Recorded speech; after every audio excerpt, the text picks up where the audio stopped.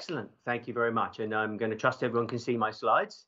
Well, great to be with everybody here this morning, live from Austin, Texas. And maybe I'll start my presentation by explaining its title, Standing on the Beach, Looking at the Sea. Well, I'm a surfer, a windsurfer, and a foil kiter. And over the years, I've spent a lot of time standing on the beach, looking at the sea. And the key question always is what board to take out, what sail or what kite is going to work best. The wind, the tide, the current, they're all big factors. And you really want to try and get this right, because if you take the wrong gear out, it hurts when you get it wrong. It's quite simple, right? That poor guy there, that isn't me, I'm glad to say. Of course, a weather forecast is very useful, but it's just that. It's a forecast, right? It's a prediction. It's math, I guess. It's not a real event. And so I've always found that the very best insight comes from your buddy as he struggles back up the beach like a drowned rat, I guess. Because you just can't beat real world experience, and knowing what worked and what didn't comes from true recommendations from the field. And I guess I'm lucky that I've experienced this in my professional career too. I actually spent 20 years in the vendor space as a strategist, an architect, and as I said, a CTO at SailPoint for over 12 years. And for the last 4 of those years, I also took on the role of CISO. You might say I got off the beach and went out onto the water myself. And like every CISO, I encountered breaking waves and strong currents. And of course, I wanted a world-class security program. So we bought and deployed all of the tools from EDM and SOC to end user training and IAM. And of course, as you might expect, IAM, we drank our own champagne, as we say, not dog food. And so my security architecture was identity centric and employed the best that IGA had to offer. Now, at the beginning of this year, I actually retired from SailPoint, and now you might say I'm up on the cliff looking down at the sea. And you know what? I've come to the conclusion I really like that perspective. Not speaking from the vendor pulpit is very refreshing and it's insightful. And so I'd like to relay some of the things I now observe about this space. And in the short time we've got today, I'm going to present some of the issues and the opportunities, they always are, under the headings of scope, complexity, and impact. And less than 15 minutes, I'm going to explain where I think IGA stands today relative to each of these. Now, before I do so, let's begin with a common definition of what IGA is today. I know everyone's heard plenty about that. You know, it can be a complex and esoteric topic, but it's one that's so easily simplified by this picture. You've no doubt seen many of these before. This particular structure comes from the Identity Attack Vectors book that I authored with Maury Habers last year. And in simple terms, IGA means understanding and managing who currently has access today. So that's an audit assessment of the actual configuration state for access. IGA also means providing policy models, constructs that allow for the definition of who should have access. So that's a statement of the desired state, to be academic.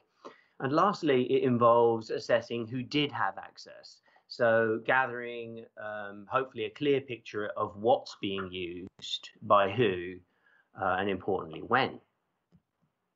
So if we have a common understanding of what IGA is, let's answer the question, where do we stand today on this technology? And let's do so through, as I said, that lens of scope, complexity, and impact. And let's start by perhaps qualifying what I mean by scope. That is deployment scope, it's capability scope, and it's what actually gets achieved in an IGA project. I hate to say this, but my observation is far too many IGA products that I see today, they're just way too limited in that scope. All too often, they have very limited net visibility over who has access to what.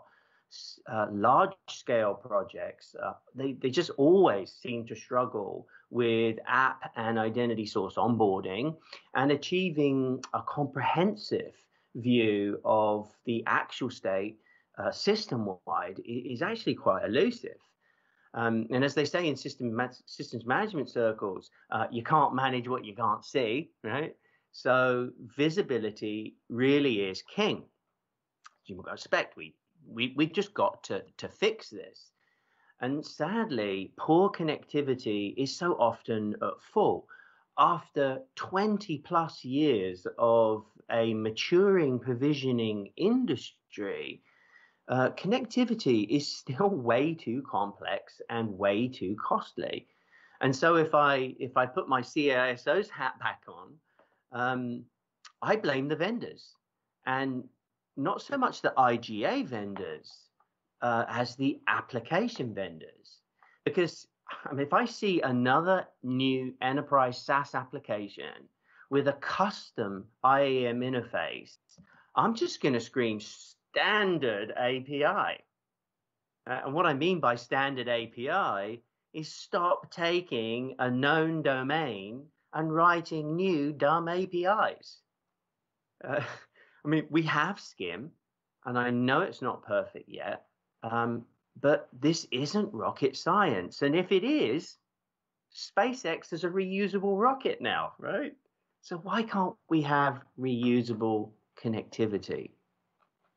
But this isn't just a vendor problem, it's a customer motivation issue too. When buying a new SaaS app or renewing a subscription, I think we should all say no Skim, no accounts payable, right? We've just got to get tough here and either make the connectivity free from the IGA vendors somehow, more extensive, less costly, or we've got to pass that responsibility back to the application providers, full stop.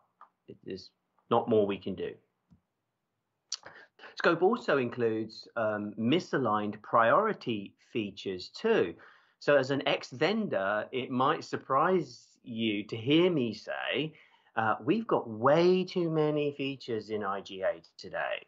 You know, every vendor has their top 5 differentiated features. And as analysts and product architects, we live to dream up the next must-have feature, right? It's how we sell. And as an old colleague of mine from way back at Tivoli once said 20 years ago, of course the customer doesn't really need it. We haven't printed the t-shirts yet. And it was kind of a fun thing to say, but quite telling. So even when we look at a well-considered and balanced overall reference architecture like this, we've got to set some clear priorities, especially in large-scale deployments. You know, it really, just yesterday, I was talking to an IAM team that planned a very complex intra-app SOD model in the first phase of the deployment. Sure, they had an external audit driver, but they didn't have basic visibility and JML in scope first. And as I told them quite clearly, visibility and JML are job number 1. And that JML absolutely can't mean just join AD, manual move, and leave the network only. Of course, you know, I think everybody understands we've got to do a lot better than that. And my last point on scope is around, I want to sort of drill in specifically on the entitlement catalog because it's so important. Because at the heart of any good IGA solution is an extensive entitlement warehouse. And by that, I mean a single registry of identity and access entitlement for the purpose of management and oversight. One place to catalog, describe, and classify all the things that give access, accounts and permissions and groups and roles and ACLs, vaults, keys, and interestingly, even attributes. Basically anything that is going to entitle access to something we care about. And you have to own this in IGA because practically no one else does. It's that simple. And what's missing in far too many solutions is the business process controls to manage the life cycle of the entitlement data itself. And so tools to help with ongoing discovery and classification and verification, you've got to do that. Technology and best practices to connect the entitlement to the data that it gives access to, and then automation to share these relationships with ITSM and importantly to fine-grained access control. So if that's scope in a summary, where do we stand on complexity? And in my view, IGA is still way too complex and way too customized. And as my favorite security podcaster, Steve Gibson, at Security Now, great listen, I recommend you do so. Well, he always says, complexity is the enemy of security. And for us in IGA, that's a big problem, because if identity is the center of security, how complex is that control plane? And a big cause of that complexity is customization. Every IGA deployment is custom. Your needs are not like anybody else's, right? Everyone always says. And, maybe that's why some people are prepared to pay 10 times the software cost to customize and deploy it. Well, I just want to say to everybody here, stop. Do you really need that? Can't you do it out of the box and save a bunch of money, time, and complexity? Ask, is it worth it? Will you be more secure, more compliant, more available because of this customization? And importantly, ask yourself, and this is a cold, hard question, are you going to make more money in your core business because you have it? And this customization question isn't just a problem with traditional on-prem IAM. That's often what we assume, because in fact, it's sometimes worse in the world of an API-first IAM as a service offering. And to explain, let's call this service customization. What it really is, it's API level orchestration. Everyone's buying SaaS, but everyone still wants the service to do a few things more, right? The vendor has a dev portal, an API, custom REST endpoints and webhooks and callbacks and triggers, all that stuff. So the deployment team is going to use that to roll up and create a new custom app. And the question really is, where is that customization going to execute? And I recently saw just this situation. A very mature IAM team was using IAM APIs from, interestingly, Access Management, IGA, and PAM, right? And they were going to create a single custom process flow. The finished solution turned out to be an AWS Lambda function, right, with stored credentials and no vaulting, no governance, and no oversight. And this surely can't be the future of IAM orchestration. Because in my opinion, this type of runtime control plane, because that's just what it is, a control plane, it has to be in scope for governance. And that's something I personally will be talking a lot more about. And finally, complexity is a problem between IAM products too. The IAM stack integration, right, even for the best of breed solution, still needs some work. For lots of very good reasons, we all still choose separate market leading solutions. And of course, those solutions all work fantastically together on a data sheet. Unfortunately, in deployment, we often see the IAM stack also integrated with ITSM at the top there. And that's pretty normal because, you know, everyone wants their IAM integrated with ticketing and core IT service management. But when you put these four things together, the integration picture gets a little fuzzy. It's a bit of a case of, as they say in baseball, who's on first, right? Not being Native American, that was new to me, but you know, it's about who owns the glass and who drives the user experience. And the result is everything kind of gets integrated with everything else. And I think the IGA to PAM integration flows, although they're not perfect, they do show some good separation, right, between governance and fault and privilege runtime. But the AM to IGA and the AM to PAM flows, you know, they've gotten pretty confusing, especially due to recent mergers and acquisitions in those areas. And, you know, none of this is good for reducing complexity. Remember, complexity is the enemy of security, and go look, the bad guys know it, right? So in my view, the industry at large has to sort this out, standardize the flows, and deliver much better integration, more playbooks, and more focus on a best practice. And last but not least, we have impact, or maybe more strategically or accurately, measurable actions and impact.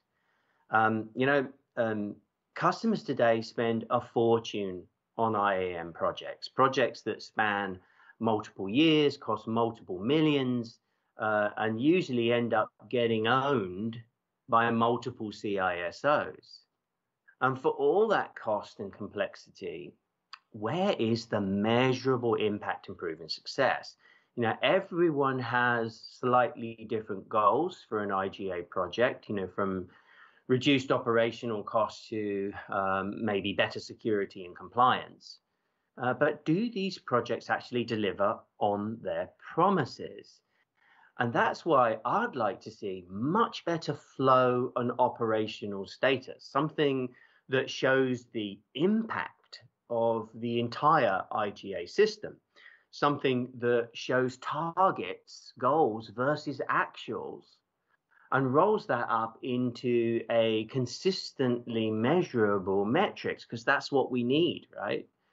And you know, practically, I want to know what requests are flowing in and what actions and changes are flowing back out, and what succeeded and what failed. And I want all of that operational data rolled up onto a single ops console.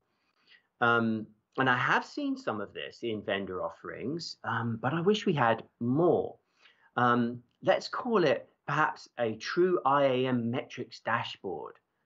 And as a buyer of multiple solutions, right, from multiple vendors across the stack, I want that oversight for everything in IAM, right? Not just IGA, but for PAM and access management too, right? It's one system to me. So just imagine having one place to see everything identity, operational metrics, state, policies, goals, and real-time assessment. That would be pretty cool, wouldn't it? And with the time closing in, let's hit on one more element of impact that touches everyone these days, and that's DevOps, or maybe better said, identity impacting DevSecOps. So where DevOps meets security, because that's really our place. And to perhaps coin the phrase to shift left identity at DevSecOps. Now, that's obviously a mouthful of tech for sure. So let me explain what I mean. The term shift left is big in DevOps and workload transformation circles, and it summarizes the drive to move test and SecOps security operations to move those processes to the left in the plan, code, build, deploy cycle. So what about IGA? Well, unfortunately, today, IGA is way right. Hopefully, I'm not mirroring in the wrong direction. Everything we think and talk about, from structured units of assignment, automated provisioning, approvals, policy, it's all way far right. In fact, it's so far right, it's kind of off the page. Those IGA processes are still batch oriented. They're largely static, and they're almost completely outside of the DevOps cycle. So I quite passionately believe that everyone in IGA needs to think how to shift left. We all need to better understand what's happening in the composite application and microservices architecture world, and build a strategy to align with it. We need to plan how all of our IAM processes affect the emerging DevSecOps stack. And each vendor has to understand where their core processes, where they fit today, and how to evolve them tomorrow, and how to drive a market. Because if we're honest, most buyers and most architects, we're just unsure about where this goes. And I wish I had more time today to really dig into this much further, because it's a super interesting topic. But if you do follow my blog or the research that I'll be doing with Martin and the team here at KuppingerCole, it's something you'll hear much more about. So with all these sessions, we're supposed to be 17 minutes. I think I'm pretty much there. So let's wrap up everything by saying that I hope we all appreciate that IGA is just a critical part of any identity-centric security strategy. And IGA alone holds that clean, clear, and concise picture of how application and infrastructure security models, how they should be configured. And it provides the processes that ensure the right people have the right access to the right data at the right time. It's been a long road getting to where we are today in IGA, but the journey's not done. So I challenge myself and all of you to remain mindful of these notions of scope, complexity, and impact when designing, building, and deploying IGA solutions. And let's be ruthless in how and where we trade simplicity for complexity, because, like I said, complexity is the enemy, full stop.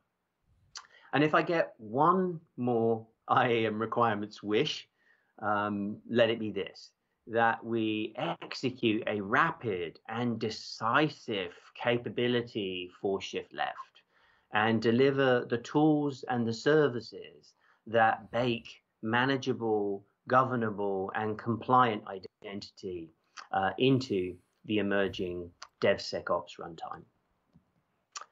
With that, that's all I have.